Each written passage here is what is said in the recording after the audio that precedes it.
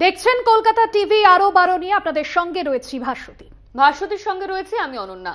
আর অনন্যা, শুরুতে যে খবরে নজর রাখতেই হচ্ছে, লোকসভা নির্বাচনের দামামা বেজে গিয়েছে। আর মাত্র কয়েক ঘন্টার অপেক্ষা, লোকসভা ভোটের নির্ঘণ্ট প্রকাশ করবে নির্বাচন কমিশন।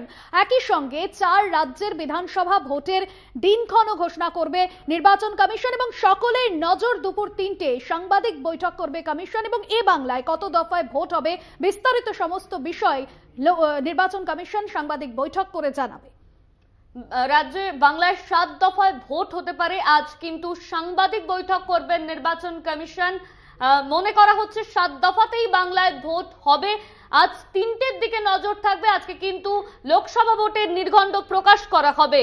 একদমই তাই, এবং 7 দফায় আজ ভোট হতে পারে। এবং এই ছবি আমরা দেখেছিলাম 2019-এ বাংলায় 7 দফাতেই ভোট হয়। দিন ঘোষণার পরেই কিন্তু রাজ্যে আরো কয়েক কোম্পানি কেন্দ্রীয় বাহিনী আসবে। আরো বিস্তারিত জানবো, সত্যসুন্দর ভট্টাচার্য রয়েছেন আমাদের সঙ্গে ফোন লাইনে। সত্যসুন্দর, এই নির্বাচনকে সুষ্ঠু শান্তিপূর্ণ করা নির্বাচন কমিশনের কাছে চ্যালেঞ্জ, তবে 7 দফাতেই ভোট হচ্ছে এমনটা সূত্র মারফত জানা যাচ্ছে। কি কি বিষয় আজ কমিশনের সাংবাদিক বৈঠকে উঠে আসতে পারে?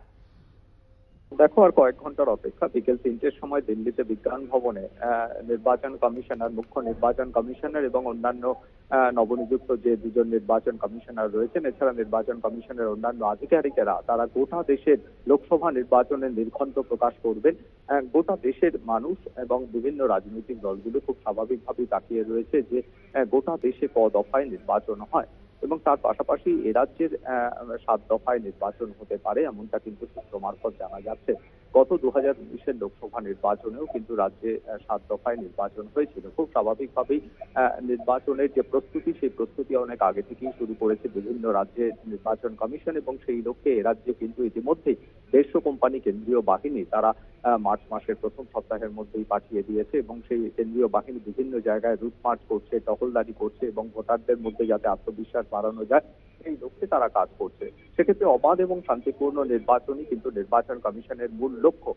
তুমি জানো যে এর আগেই নির্বাচন কমিশনের ফুল বেঞ্চ শহরে এসেছিলেন এবং রাজ্যের বিভিন্ন যে স্বীকৃত রাজনৈতিক দলের প্রতিনিধি তাদের সঙ্গে কথা বলেছিলেন এবং সেই কথার ভিত্তিতে তৃণমূল কংগ্রেসের তরফ থেকে যেমন দাবি জানানো হয়েছিল যে রাজ্যে 1 দফায় নির্বাচন হোক। সেক্ষেত্রে অন্যান্য রাজনৈতিক দল তারাও তাদের মতামত দিয়েছে। একদিকে যেটা জানা যাচ্ছে যে 7 দফায় যেহেতু 2019-এর লোকসভা নির্বাচন হয়েছে, সেই পথেই কিন্তু যেতে পারে নির্বাচন কমিশন। সেক্ষেত্রে যদি 7 দফায় হয়, ক্রমানুযায়ী সেই 7 দফা নির্বাচন কিন্তু একেবারে প্রত্যেকটা জেলা ভিত্তিক সেই তারিখ কিন্তু আজকে বিকেলের মধ্যেই পরিষ্কার হয়ে যাবে এবং তার পাশাপাশি আজকে নির্বাচনী নির্ঘণ্ট ঘোষণার সঙ্গে সঙ্গেই গোটা দেশেই কিন্তু নির্বাচনী আচরণবিধি অর্থাৎ এমসিসি, যেটা মডেল কোড অফ কন্ডাক্ট, সেই মডেল কোড অফ কন্ডাক্ট লাগু হয়ে যাচ্ছে। অর্থাৎ এটা রাজনৈতিক দলের প্রার্থীদের তাদের যেরকম সেই নির্বাচনী আচরণবিধি মেনে চলতে হবে, প্লাস তার পাশাপাশি প্রচারের ক্ষেত্রেও কিন্তু যে নির্দিষ্ট গাইডলাইন রয়েছে নির্বাচন কমিশনের, সেই গাইডলাইনও কিন্তু মেনে চলতে হবে রাজনৈতিক দলের প্রার্থীদের এবং রাজনৈতিক দলগুলিকে। কিন্তু এগোচ্ছে নির্বাচন কমিশন। বেশ, ধন্যবাদ জানাবো সত্যসুন্দর ভট্টাচার্য, আমাদের প্রতিনিধি ছিলেন ফোন লাইনে। লোকসভা ভোটে বাংলায় এবার 7 দফায় ভোট হতে পারে, এমনটাই সূত্র মারফত জানা যাচ্ছে।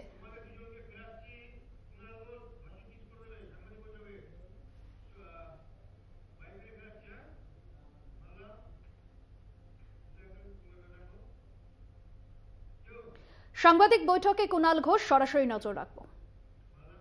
হাসপাতালে কে ভর্তি ছিলেন, এগুলো বললে রুচি বিরোধী কথা হয়ে যাবে। আমরা এগুলো করতে চাই না। শুভেন্দু, তোমার বাড়িতেও বয়স্ক বাবা মা আছেন, সবাই সুস্থ থাকুন, কিন্তু এটা কোন ধরনের? যার দয়ায়,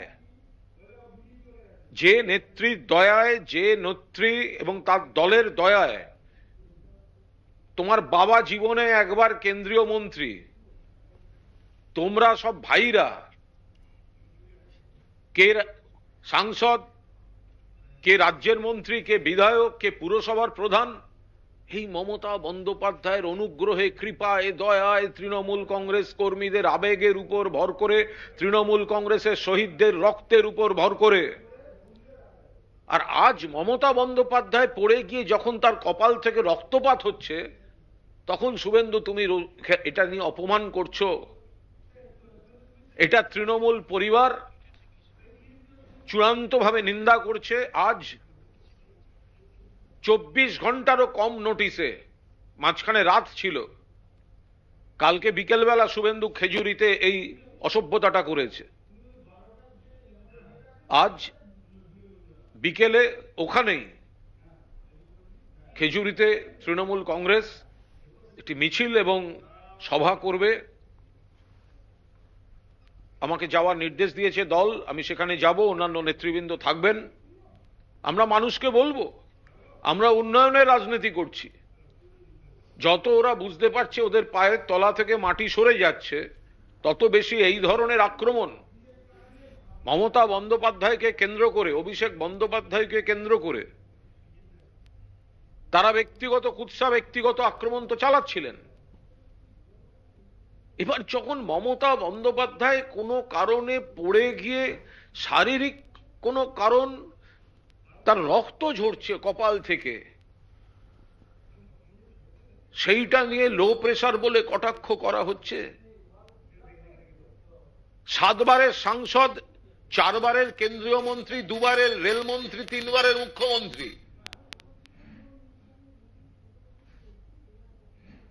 বয়স কারুর থেমে থাকে না। বয়স নিয়ে কটাক্ষ করবেন না। এই বয়সে মমতা বন্দ্যোপাধ্যায়ের মতো সক্রিয়, গতিশীল কজন আছেন? আপনার দলে কজন আছেন? মমতা বন্দ্যোপাধ্যায় এভারগ্রিন।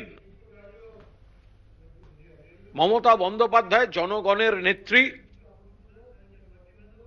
গণ আন্দোলন থেকে উঠে আসা নেত্রী। তাকে যদি এইভাবে বলা হয়, শুভেন্দু অধিকারী, তার ভাই দিব্যেন্দু অধিকারীও গতকাল গিয়েছে বিজেপি, তার বিজেপি পরিবারবাদ নিয়ে কথা বলবে। নরেন্দ্র মোদী, অমিত শাহ, শুভেন্দু অধিকারী, সৌমেন্দু অধিকারী, দিব্যেন্দু অধিকারী পরিবারবাদ নিয়ে কথা বলবে না ভারতীয় জনতা পার্টি? এই শুভেন্দু অধিকারী তো একটা সময় বিজেপি হটাও বলতো, মোদি হটাও দেশ বাঁচাও। শুভেন্দুকে চোর বলেছে তো বিজেপি, ভিডিও দিয়েছে বিজেপি, সিবিআই চেয়েছে বিজেপি।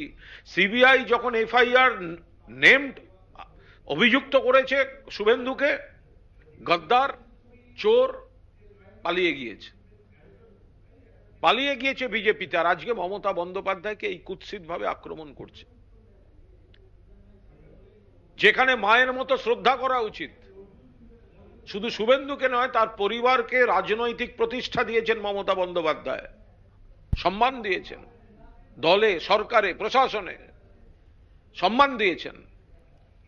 সেখানে এই ভাষা, খেজুরির মানুষ কড়ায় গন্ডায় এর জবাব দেবে। খেজুরির মানুষ, পূর্ব মেদিনীপুরের মানুষ কড়ায় গন্ডায় এর জবাব দেবে।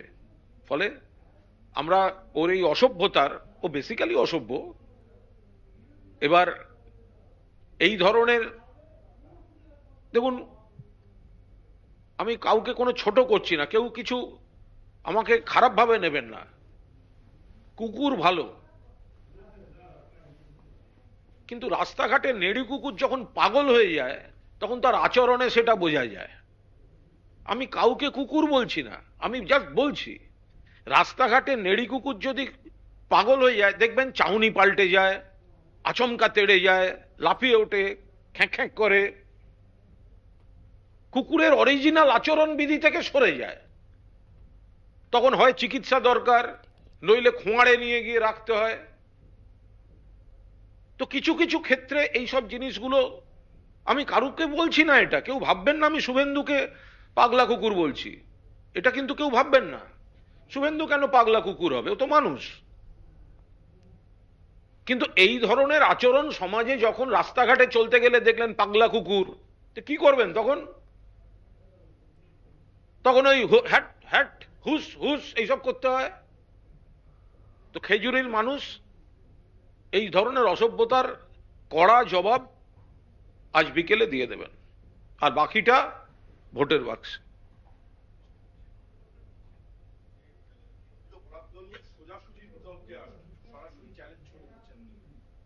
অভিষেক বন্দ্যোপাধ্যায় খুব স্পষ্টভাবে সরাসরি চ্যালেঞ্জটা দিয়েছেন।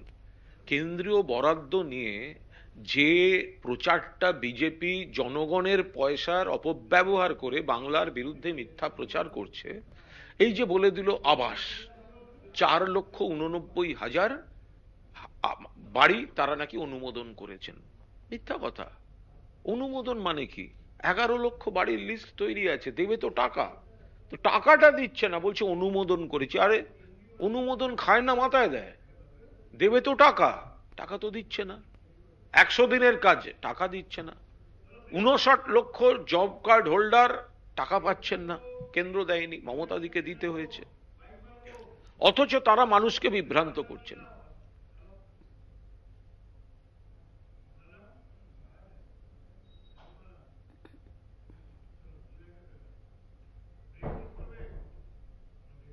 আরো বারোয় সময় এখন একটা বিরতির। ফিরছে বিরতির পর, সঙ্গে থাকুন। ফিরে এলাম বিরতির পর। প্রধানমন্ত্রীর খোলা চিঠি, ভোটের নির্ঘণ্ট ঘোষণার আগে প্রধানমন্ত্রীর খোলা চিঠি, দেশবাসীর উদ্দেশ্যে খোলা চিঠি। চিঠিতে প্রিয় পরিবার সদস্য হিসেবে সম্বোধন, 10 বছরের একাধিক প্রকল্পের খতিয়ানের হিসেব ওই চিঠিতে। একদমই তাই। এবং নির্বাচনের আগে অর্থাৎ লোকসভা নির্বাচনের দিনক্ষণ ঘোষণার কয়েক ঘন্টা আগেই প্রধানমন্ত্রী চিঠি পাঠিয়েছেন দেশবাসীকে, যেখানে 10 বছরে কেন্দ্রীয় সরকারের যে একাধিক প্রকল্প রয়েছে সেই একাধিক প্রকল্পের সুবিধা অসুবিধার কথা তুলে ধরা হয়েছে এই চিঠির মধ্যে দিয়ে। পাশাপাশি দেশবাসীকে প্রিয় পরিবার হিসেবে সম্বোধন করেছেন প্রধানমন্ত্রী নরেন্দ্র মোদী। আমার প্রিয় পরিবার ভোট ঘোষণার আগে দেশবাসীকে চিঠি দিয়েছেন, যেখানে বিভিন্ন কেন্দ্রীয় প্রকল্পের সুবিধা অসুবিধার কথা তিনি তুলে ধরেছেন। 370 ধারা বাতিল থেকে জিএসটি বাস্তবায়ন সহ তার সরকারের নেওয়া কিছু ঐতিহাসিক সিদ্ধান্তের কথা খোলা চিঠিতে উল্লেখ করে জনগণকে কৃতজ্ঞতা জানিয়েছেন তিনি। পাশাপাশি আগামী দিনে ভারতকে কিভাবে এগিয়ে নিয়ে যাওয়া যায় সে বিষয়েও জনগণের পরামর্শ চাওয়া হয়েছে। বিগত 10 বছরের সরকার চালাতে গিয়ে তার যা যা উপলব্ধি হয়েছে সবটাই লেখা রয়েছে এই খোলা চিঠিতে। লোকসভা নির্বাচনের নির্ঘণ্ট প্রকাশের আগে দেশবাসীর জন্য একটি খোলা চিঠি লিখলেন প্রধানমন্ত্রী নরেন্দ্র মোদী। তিনি লেখেন, দেশের 140 কোটি মানুষ আমার পরিবার, তাদের সঙ্গে আমার বিশ্বাস, সহযোগিতা এবং সমর্থনের সম্পর্ক। বিগত 10 বছরের সরকার চালাতে গিয়ে তার যা যা উপলব্ধি হয়েছে সবটাই লেখা এই খোলা চিঠিতে। এবং যেখানে তিনি নাগরিকদের প্রিয় পরিবারের সদস্য হিসেবে সম্বোধন করেছেন এবং চিঠিতে তিনি উল্লেখ করেছেন 140 কোটি ভারতীয়দের আস্থা এবং সমর্থন তাকে অনুপ্রাণিত করে। চিঠিতে দাবি করা হয়েছে, গত 10 বছরে সরকারের একাধিক পদক্ষেপের ফলে দরিদ্র, কৃষক, যুবক ও মহিলাদের জীবনযাত্রার মান উন্নয়ন হয়েছে এবং সেখানে প্রধানমন্ত্রী আবাস যোজনার মাধ্যমে ঘর, সকলের জন্য জল ও গ্যাসের অনুদান, আয়ুষ্মান ভারতের মাধ্যমে বিনামূল্যে চিকিৎসা, পাশাপাশি জিএসটি বাস্তবায়ন, সংসদে মহিলাদের অংশগ্রহণ বাড়ানোর জন্য নারী শক্তি বন্দন আইন উদ্বোধনের মতো বেশ কয়েকটি ঐতিহাসিক এবং বড় সিদ্ধান্ত নিতে পেরেছে উল্লেখ মোদী। প্রধানমন্ত্রী নরেন্দ্র মোদী দেশবাসীকে লেখা চিঠিতে উল্লেখ করেছেন, তার সঙ্গে 140 কোটি নাগরিকের সম্পর্কে 1 দশক পূর্ণ করতে চলেছে তিনি লেখেন, আমার এই পরিবারের মানুষদের জীবনের সার্বিক উন্নয়ন আনতেই আমাদের নীতিগুলি প্রণয়ন করা হয়েছে। আমাদের প্রত্যেক সিদ্ধান্ত গরিব, কৃষক, যুব সম্প্রদায় এবং মহিলাদের জীবন স্তরের পরিবর্তন আনার জন্য নেওয়া হয়েছে। আরো একবার জানিয়ে রাখি, প্রধানমন্ত্রী নরেন্দ্র মোদীর খোলা চিঠি। লোকসভা নির্বাচনের আগে প্রধানমন্ত্রী নরেন্দ্র মোদীর খোলা চিঠি, দেশবাসীকে প্রিয় পরিবারের সদস্য হিসেবে তিনি সম্বোধন করেছেন এবং গত 10 বছরে কেন্দ্রীয় সরকারের যে সমস্ত প্রকল্প রয়েছে সেই সমস্ত প্রকল্পের খতিয়ান তুলে ধরেছেন চিঠিতে। নরেন্দ্র মোদী লেখেন, প্রধানমন্ত্রী আবাস যোজনার মাধ্যমে পাকা বাড়ি, সকলের ঘরে আলো, জল, গ্যাস, আয়ুষ্মান ভারত যোজনার মাধ্যমে স্বাস্থ্য পরিষেবা দিয়েছেন। চিঠিতে এই সমস্ত কিছু উল্লেখ রয়েছে। অন্যদিকে প্রধানমন্ত্রী নরেন্দ্র মোদীর এই চিঠি প্রসঙ্গে তৃণমূল নেতৃত্ব গত 10 বছরে বেকারত্ব, মূল্যবৃদ্ধির মতো জ্বলন্ত সমস্যাগুলির উদাহরণ টেনেছেন। শাসক দলের কি প্রতিক্রিয়া, তৃণমূল নেতা শান্তনু সেন ফোন লাইনে কি প্রতিক্রিয়া দিয়েছেন শোনাব।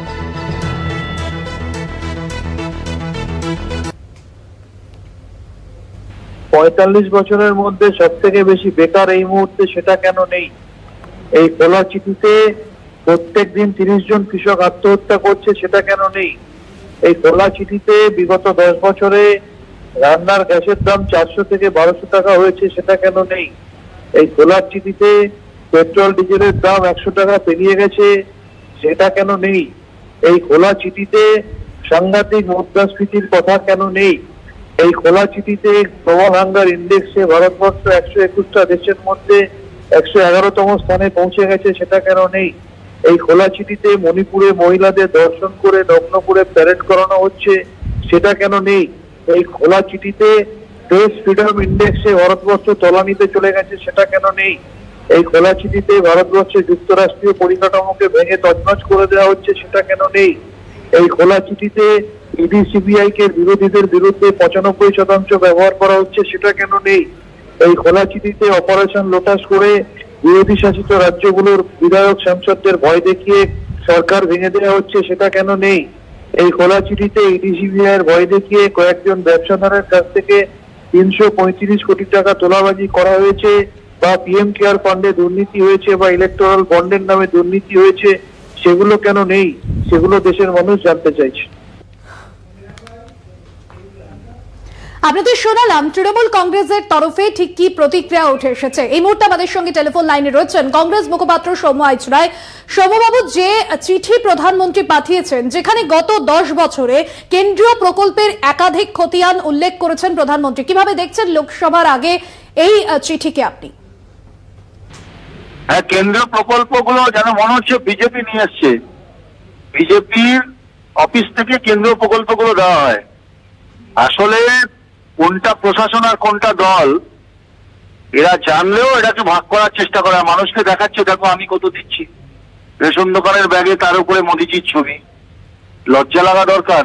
উনি বলেছেন মহিলা সুরক্ষা নিয়ে নাকি 10 বছরে দারুণ কাজ করেছেন। যখন উনি বলছেন ওনার পাশে ব্রিজভূষণ বসে আছে। মণিপুরের মেয়েরা চোখের জল ফেলছে। আমাদের একটার পর একটা মহিলা কুস্তিগিররা রাস্তায় বসে আছে দিনের পর দিন। লজ্জা লাগছে কি লজ্জা লাগছে না? আমার মনে হয় বিজেপির লোকজনের লজ্জা শরম বলে আর কিছু আছে? সারা ভারতবর্ষে মহিলাদের ধর্ষণ, মহিলাদের অ্যাট্রোসিটিস অন ফিমেল যেভাবে বেড়েছে, সেটা নিয়ে কোনো যুক্তি আছে? চিঠিপত্র দিয়ে এখন উত্তরপিণ্ডে ভূতর গাড়ি চালাচ্ছেন, ব্রিটিশ মানুষ ধর্ষণকারীদের 15 আগস্টের দিন মুক্তি দিচ্ছেন। এই তো হচ্ছে বিজেপি। মানে এরা যত কথা কম বলে ততই ভালো। মানুষ তার অভিজ্ঞতার মতো 2024-এ ভোট দেবে। ওরা চিঠি লিখলে কিছু হবে না, ইমেল করলেও কিছু হবে। বেশ, অনেক ধন্যবাদ আপনাকে। সৌম্য আইচরায় কংগ্রেস নেতা ছিলেন ফোন লাইনে।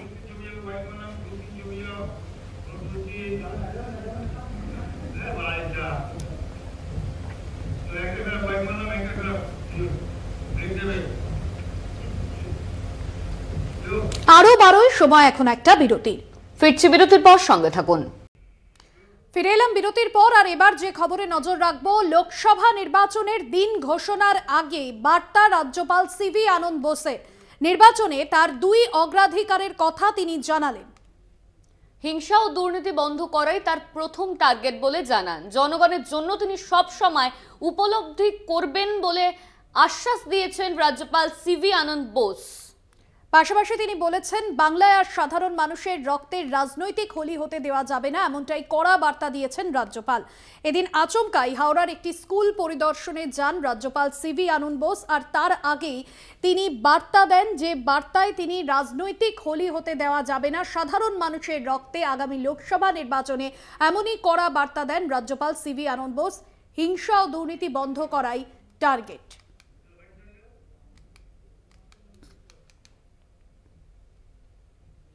I am just a governor. I am not an astrologer. So I cannot predict what the election commission is going to do today. Once they declare it, then I will react to that. Sir, last Panchayat election was last schedule. So, do you think the Panchayat Lok Sabha Nirvachan will be peaceful? I will be in the field right from day one of the election. My 2 priorities will be to see that violence is ended, corruption is ended in the election. That I will do to the best of my ability. I will be on the road at 6 a.m. before others wake up. I will be acting as part of the Jan Raj Fund, Mobile Raj Fund. I will be available with the people. You know what I once said during the Panchayat election? Political holy with the human blood will not be allowed in Bengal anymore. Thank you. ইডির উপর হামলা, নিজামে হাজিরা শাহজাহানের ভাই। CBI দফতরে হাজিরা দিলেন শেখ আলমগীর। শাহজাহানের আরেক ভাই সিরাজকেও তলব করা হয়েছে।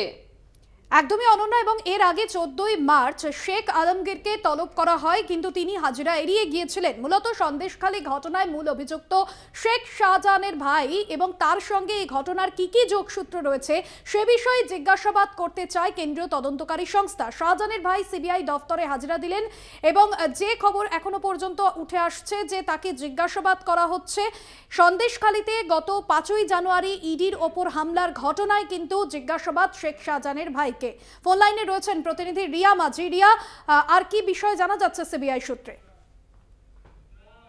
জানিয়ে রাখবো যে ইতিমধ্যেই শেখ আলমগীর যে কিনা শেখ শাহজাহানের ভাই 11টার সময় হাজিরা দিয়েছে ইতিমধ্যেই, এবং সিবিআই নাম থাকা এবং নাম্বার থাকা এবং একই সঙ্গে যে 5 তারিখের ঘটনায় ছবি দেখিয়ে যে জিজ্ঞাসাবাদ করা হয়েছিল শেখ শাহজাহানকে, সেখান থেকে সে তাদেরকে চিহ্নিত করেছে এরকম বেশ কিছু জনকে কিন্তু আজকে তলব করা হয়েছে, এবং তার মধ্যে 7 থেকে 8 জন ইতিমধ্যেই হাজিরা দিয়েছে, এবং যার মধ্যে অনেকেই শেখ শাহজাহানের ঘনিষ্ঠরা রয়েছে। এবং পাশাপাশি সিরাজকে, অর্থাৎ শেখ শাহজাহানের ভাই সিরাজকে, তাকেও তলব করা হয়েছিল, কিন্তু সে এখনো অব্দি হাজিরা দেয়নি। এবং আলমগীর 11টার সময় আজকে হাজিরা দিয়েছে। যেটা আমরা জানি বা যেটা কেন্দ্রীয় সংস্থা তারাও এর উদ্ঘাটন করেছিল, সেটা হচ্ছে যে এই যে আলমগীর সেই কিন্তু কনভেনার হিসেবে কাজ করেছে, অর্থাৎ এই যে 5 তারিখের ঘটনায় সবাইকে একত্র করা এবং কোথা থেকে তারা আসবেন, কিভাবে তারা ইডির ওপরে চড়াও হবে, এই বিষয়ে কিন্তু অনেকটাই হাত রয়েছে আলমগীর, এবং সেই কারণের জন্য একাধিকবার তাকে তলব করা হয়েছে কেন্দ্রীয় সংস্থার তরফ থেকে। কিন্তু এই আলমগীর তিনি হাজিরা দেননি, কিন্তু গতকালকেও তিনি হাজিরা এড়িয়েছিলেন, এবং আজকে 11টার সময় কিন্তু তিনি হাজিরা দিয়েছেন। এবং নেক্সট পদক্ষেপ কি হয় কেন্দ্রীয় সংস্থার, সেটাই কিন্তু এখন দেখার। একদমই ধন্যবাদ জানাবো। রিয়া মাঝি প্রতিনিধি ছিলেন ফোন লাইনে। 21শে মার্চ আলমগীরকে তলব ইডির, পাশাপাশি সিরাজকেও তলব করা হচ্ছে। আর্থিক লেনদেন সংক্রান্ত বিষয়ে জিজ্ঞাসাবাদ করা হবে। অন্যদিকে সন্দেশখালীর ইডির উপর যে হামলা গত 5ই জানুয়ারি হয়েছিল সেই বিষয়ে ডেকে পাঠানো হয়েছে শেখ আলমগীরকে। সঞ্জিত চক্রবর্তী প্রতিনিধি রয়েছেন ফোন লাইনে। সঞ্জিত, শেখ আলমগীরের সঙ্গে সন্দেশখালীর ঘটনার ঠিক কি কি যোগসূত্র এখনো পর্যন্ত উঠে আসছে, কি জানতে পারছো এই বিষয়ে? দেখো, সন্দেশখালী শেখ শাহজাহান ইতিমধ্যে তুমি জানো 10 দিনের সিবিআই হেফাজতে রয়েছে, কিন্তু তার ছোট ভাই শেখ আলমগীরকে কিন্তু সিবিআই নোটিশ করেছিল এই চলতি মাসের 14ই মার্চ, এবং সেই নোটিশে সিবিআই তাকে হাজিরা দেওয়ার নির্দেশ দিয়েছিল, কিন্তু হাজিরা এড়িয়ে গিয়েছেন। কিন্তু আজ যেটা জানা গেছে সিবিআই সূত্রে ইতিমধ্যে নিজাম প্যালেসে কিন্তু সিবিআই দপ্তরে হাজিরা দিয়েছে শেখ আলমগীর। তার বিরুদ্ধে মূলত অভিযোগ, একদিকে গত 5ই জানুয়ারি ইডি আধিকারিকরা যখন শেখ শাহজাহানের বাড়িতে যখন যায় তল্লাশি করতে, সেই সময় আক্রান্ত হয়, তাদের মারধর করা হয়, গাড়ি ভাঙচুর করা হয়, একাধিক তথ্য তাদের লোপাট করা হয়, এই অভিযোগ। যেমন এর পাশাপাশি অন্যদিকে এই শেখ আলমগীরের বিরুদ্ধে আক্রান্তর ঘটনায় অভিযোগ দায়ের করা হয়েছিল। অন্যদিকে শেখ শাহজাহান গত 55 দিন পরে যখন গ্রেপ্তার হয়েছিল, সেই গ্রেপ্তার এই 55 দিন কোথায় ছিল, এই শাহজাহানকে পালাতে কি সাহায্য করেছিল শেখ আলমগীর, এটাও তদন্তকারীরা একবার দেখে নিতে যাচ্ছে। অন্যদিকে এই শেখ আলমগীরের একাধিক যে অভিযোগ উঠেছিল, গ্রামবাসীরা বারবার অভিযোগ করছিল, তার ভিতরে জমি আত্মসাৎ এবং লিগের টাকা লুট একাধিক অভিযোগ ছিল। পাশাপাশি এই 55 দিন শেখ শাহজাহানের সঙ্গে শেখ আলমগীরের ফোনে কথা হয়েছিল কিনা, এটাও তদন্ত সূত্রে যেটা সিবিআই আধিকারিকরা, অর্থাৎ যে শেখ শাহজাহানের মোবাইলের যে আইপিটিআর যে ইতিমধ্যে সিজ করেছে সিবিআই আধিকারিকরা, সেই তদন্তে একাধিকবার এই 55 দিন শেখ শাহজাহান শেখ আলমগীরের সঙ্গে কথা বলেছেন, একাধিকবার জায়গায় দেখা করেছেন, সূত্রের খবর। তারই বিরুদ্ধে তাকে ইতিমধ্যে তাকে হাজিরা নির্দেশ দিয়েছে। আগামী 21শে কিন্তু আবার 21 তারিখে অর্থাৎ 21শে মার্চ কিন্তু শেখ আলমগীর এবং তার ছোট ভাই বিশেষ করে শেখ সিরাজকে সিজিও কমপ্লেক্সে হাজিরার নির্দেশ দিয়েছে ইডি। সেই নোটিশ কিন্তু এ বিষয়ে আমাদের নজর থাকবে, জিজ্ঞাসাবাদে কি কি বিষয় তথ্য উঠে আসে, সঙ্গে থাকো তুমি।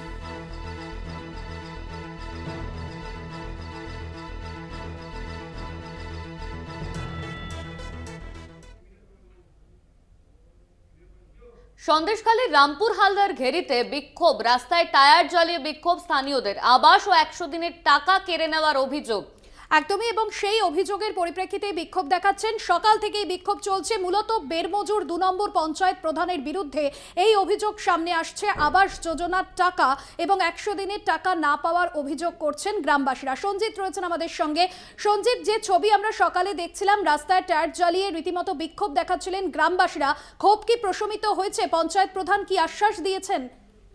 দেখো এখনো ইতিমধ্যে তাদের এই খবর পাওয়ার সঙ্গে সঙ্গে ঘটনাস্থলে সন্দেশখালী থানার পুলিশ যায় এবং কেন্দ্রীয় বাহিনী জওয়ানরাও সেখানে যায়। যে অভিযোগটা হচ্ছিল যে সন্দেশখালী বেরমুজুর 2 নম্বর গ্রাম পঞ্চায়েতের প্রধান যে হাজি সিদ্দিক তাদের 100 দিন প্রকল্পের টাকা বা তাদেরকে দেওয়া হয়নি এবং আবাস যোজনার সরকারি যে সামাজিক প্রকল্প থেকে তারা বঞ্চিত হয়েছে এবং দীর্ঘদিন ধরে এই হাজি সিদ্দিকের বিরুদ্ধে অভিযোগ গ্রামবাসীদের। সেই অভিযোগের ভিত্তিতে কিন্তু সকাল থেকে তারা রাস্তার উপর টায়ার জ্বালিয়ে বিক্ষোভ দেখাতে শুরু করে।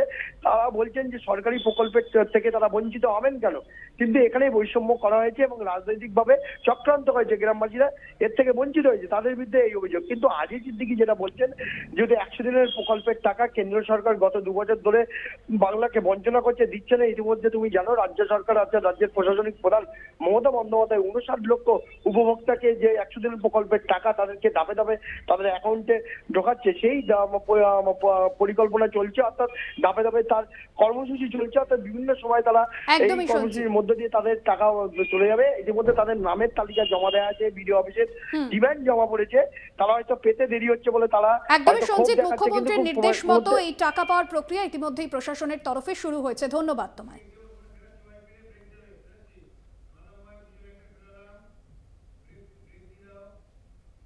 আরো 12 সময় এখন একটা বিরতির। ফিরছি বিরতির পর, সঙ্গে থাকুন। ফিরে এলাম বিরতির পর। শনিবার সকালে কসবা বাজারে প্রচার সারলেন দক্ষিণ কলকাতা সিপিএম প্রার্থী সায়রা শাহ হালিম। সঙ্গে ছিলেন প্রয়াত সিপিএম নেতা শ্যামল চক্রবর্তীর মেয়ে উষসী চক্রবর্তী। লোকসভা নির্বাচনের দিনক্ষণ যেরকম ঘোষণা হবে আর কিছুক্ষণের মধ্যেই, তবে প্রচার কর্মসূচি কিন্তু পুরো দমে শুরু করে দিয়েছে সমস্ত রাজনৈতিক দলগুলি। সিপিএম প্রার্থী সায়রা শাহ আলিম দক্ষিণ কলকাতা কেন্দ্রের সিপিএম প্রার্থী সকাল থেকে জনসংযোগ করছেন এবং বিভিন্ন বাজারে ঘুরে সেখানকার স্থানীয় মানুষজনের সঙ্গে কথা বললেন লোকসভা কেন্দ্রের প্রার্থী, দক্ষিণ কলকাতা লোকসভা কেন্দ্রের। পাশাপাশি সিপিএম প্রার্থীর সঙ্গে ছিলেন সিপিএমের কর্মী সমর্থকরা। সেই ছবি আপনাদের সামনে তুলে ধরছি। লোকসভা নির্বাচনের দিনক্ষণ ঘোষণার আগে কিন্তু ইতিমধ্যেই প্রচার কর্মসূচি জোর কদমে শুরু হয়ে গিয়েছে।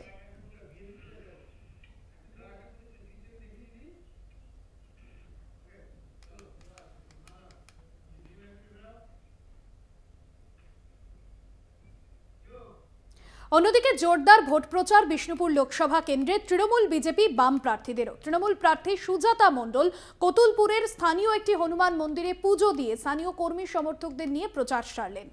স্থানীয়দের সঙ্গে কথাবার্তার ফাঁকে ফাঁকে জনসংযোগ সারলেন তিনি। বিপুল সংখ্যক কর্মী সমর্থকদের নিয়ে বিষ্ণুপুরে ভোট প্রচারে বেরিয়ে পড়েছিলেন বিজেপি প্রার্থী সৌমিত্র খাও।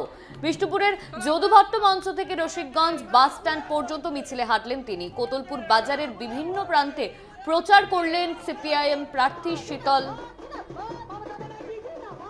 কখনো তাকে দেখা গেল চায়ের আড্ডায় দলীয় কর্মী সমর্থকদের সঙ্গে কথা বলতেও। চায়ের দোকানে আড্ডায় বাম প্রার্থী, সেই ছবি যেরকম আপনাদের সামনে তুলে ধরছি। পাশাপাশি তৃণমূল প্রার্থী সুজাতা মণ্ডল তিনিও প্রচার সারছেন এবং বিষ্ণুপুর লোকসভা কেন্দ্র অত্যন্ত গুরুত্বপূর্ণ কেন্দ্র, যেখানে সুজাতা মণ্ডল ও সৌমিত্র খা একে অপরের বিপক্ষে লড়ছেন।